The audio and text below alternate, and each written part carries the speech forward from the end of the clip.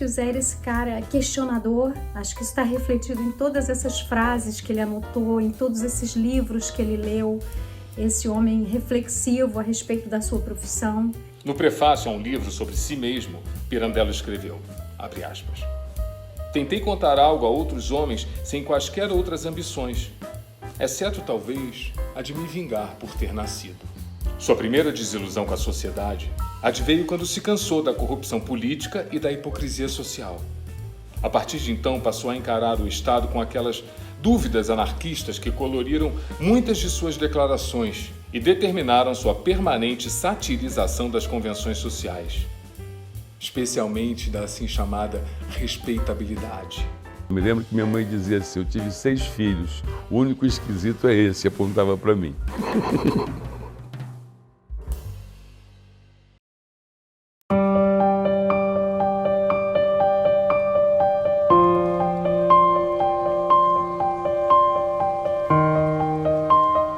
A verdade do teatro é a teatralidade, não tem nada a ver com a verdade, é com verossimilhança. Quem tem que achar que a mulher foi serrada não é o mágico do circo que serra a mulher, porque ele mata uma por noite, é quem está vendo. Eu não tenho que estar preocupado com isso, eu faço um truque. Aqui uma outra frase muito interessante, escrita sobre Pirandello, que foi grifada pelo Zé. Por trás da protetora máscara da comédia dell'arte de Pirandello, é fácil detectar um rosto distorcido pela dor e por uma sensação de futilidade. Quem ri não sabe. Eu acho que é um pouco o que acontece com nós artistas.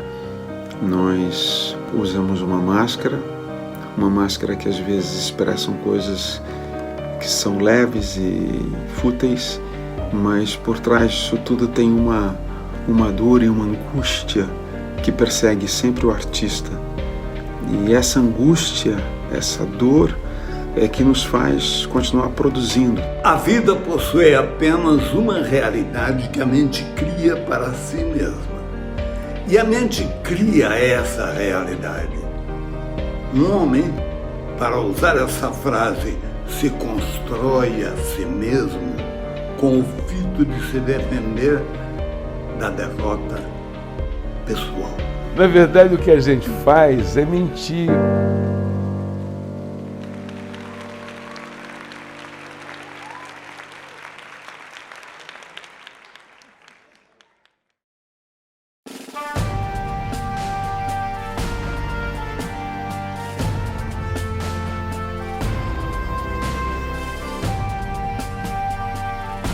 As estrelas.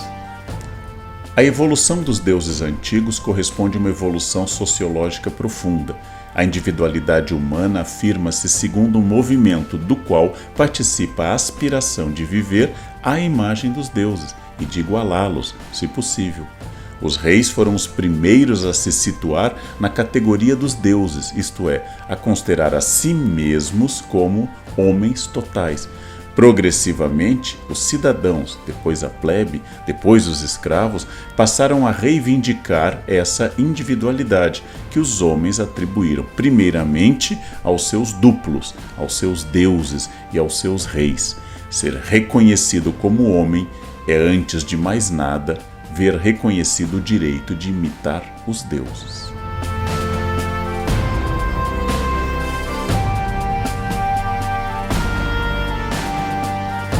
Quando eu entrei e sentei, eu vi uma peça dirigida pelo Rubens, o texto do Zé, e o Rubens fulminou o Wilker.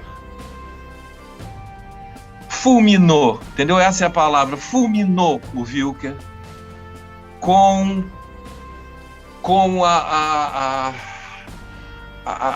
força que havia nele de evocação, de evocar essas entidades. Então, você olhava para Miss Brown Sugar, que era uma travesti, era uma transformista. Havia um trono para ela no meio do palco, ela sentava no meio do trono. Você podia ver ali um pouco do Nijinsky, da Lilith prateada, a lua. Você pode ver um pouco do Kazuo Ono, entende? Você podia ver um pouco de Martha Graham.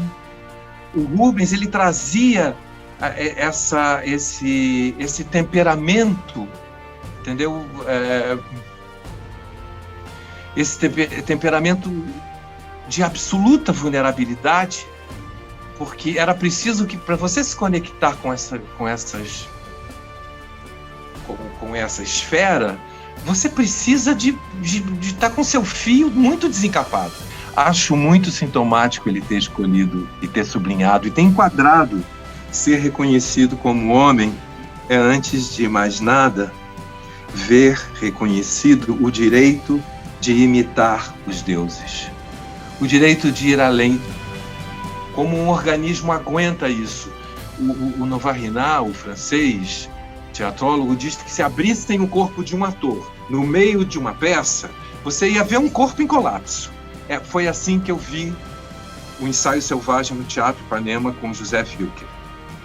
Era um corpo em colapso, uma válvula desencapada. Era um ator em alta voltagem, era um ator em enlevo, um ator com asas nos pés.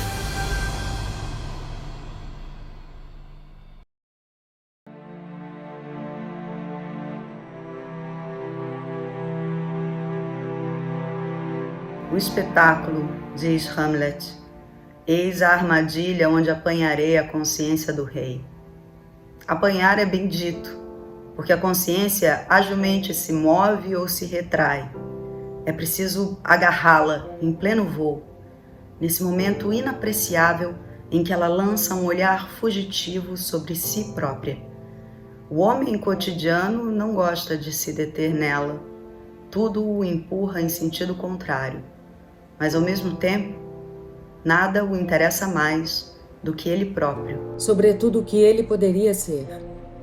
Daí o seu gosto pelo teatro, pelo espetáculo, onde tantos destinos dos quais ele recebe a poesia sem lhes sofrer a amargura, lhe são propostos. O homem absurdo começa onde este acaba, onde, cessando de admirar a representação, o espírito nela quer entrar. A arte da transfiguração, da interpretação, ela é algo que nos acomete, não é? Somos acometidos por ela, porque evocamos, não é? E ela transfigura uma realidade. Esse movimento, esse atravessamento, quando você está ali com um texto inteiro te atravessando e tal, isso te torna extraordinário. Então, quando o cara está em cena, ele está sendo acometido por algo extraordinário. Mas ele volta a ser ordinário, né? Quando volta para casa, né? Então tem tábua de passar roupa, tem aspirador de pó, tem sabonete. O ator, ele tem inumeráveis glórias porque ele vive várias vidas. Ele se permite vivenciar várias experiências, julgá-las. E isso lhe dá um caráter que é engraçado até de se colocar, que é o caráter absurdo, né? Do homem absurdo, a diferença entre o homem absurdo e o homem cotidiano. Um pouco entre o homem que entra numa vida, vivencia ela e não fica só admirando, sem poder vivenciar, experimentar aquilo de fato, de uma maneira consciente. Os atores buscam dar um sentido às suas experiências, né? Às vidas que eles podem viver.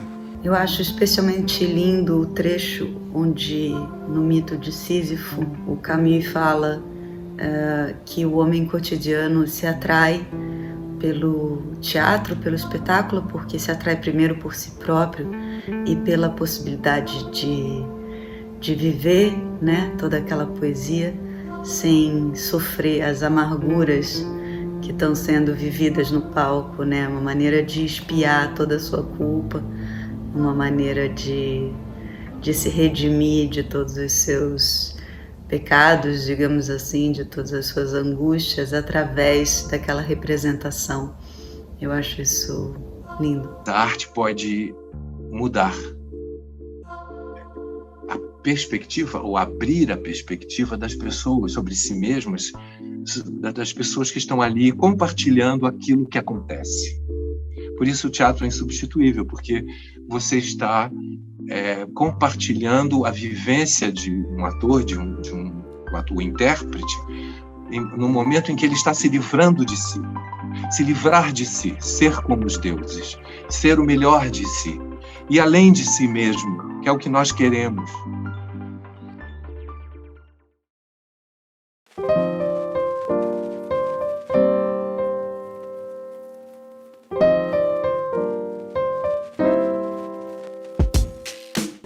Não foi fácil para Cacilda Becker alcançar, ao mesmo tempo, posição definida como atriz profissional e maturidade artística para estabilizar essa posição. Não eram fáceis, naqueles tempos, os caminhos do teatro.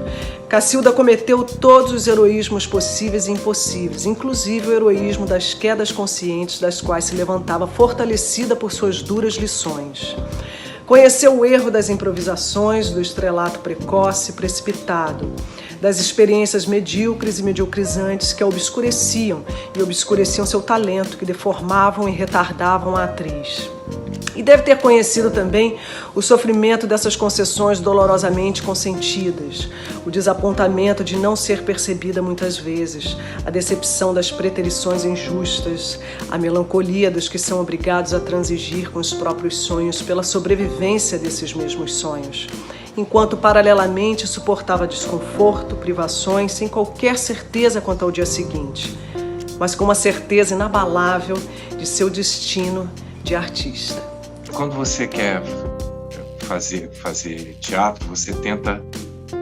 Acho que há uma força inconsciente que te leva para aquilo e que me levou para aquilo, na intenção de eu poder me relacionar com o mundo. Foi isso que me levou para aquele teatro sozinho. Eu fui uma noite de quarta-feira, deviam ter umas 19, 21 pessoas na plateia. É aquela peça que não vai ninguém, entendeu? Mas que você tem ali um acontecimento na cidade que representa, que é a vida de todo artista. Está se tornando cada vez mais difícil aqui no Brasil.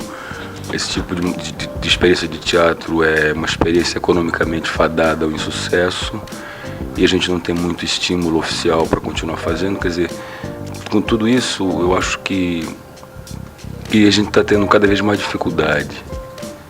De qualquer maneira, mesmo nesse tipo de experiência de vanguarda, a gente... Não é uma tendência meio pessoal, mas de qualquer maneira acho que se vê muito por aqui, pelo Brasil, nos últimos 2 anos. A gente está meio se adaptando às condições e se conformando um pouco. E eu acho que o teatro meio vanguarda no Brasil está um pouco adaptado ao possível, e o possível de uma precariedade incrível. Se debruçar sobre a história da cultura brasileira é se debruçar sobre uma história de resistência. Quando você lê sobre o cinema brasileiro, sobre o teatro brasileiro, sobre a música, o samba, na verdade você lê a biografia de heróis. A cultura brasileira sobrevive graças aos seus apaixonados criadores e um punhado de seus apaixonados receptores. A gente volta, a gente continua por aí. As ratazanas continuam por aí, as ratazanas do teatro, elas estão quietas, com pandemia, com falta de apoio, mas a gente vai. Decorei uma frase que para mim é uma espécie de guia espiritual até hoje, que é uma frase de Píndaro, um poeta latino, que diz: ó minha alma, não aspires a vida imortal, mas esgota o campo do possível. E era assim que eu vivia, esgotando o campo do possível.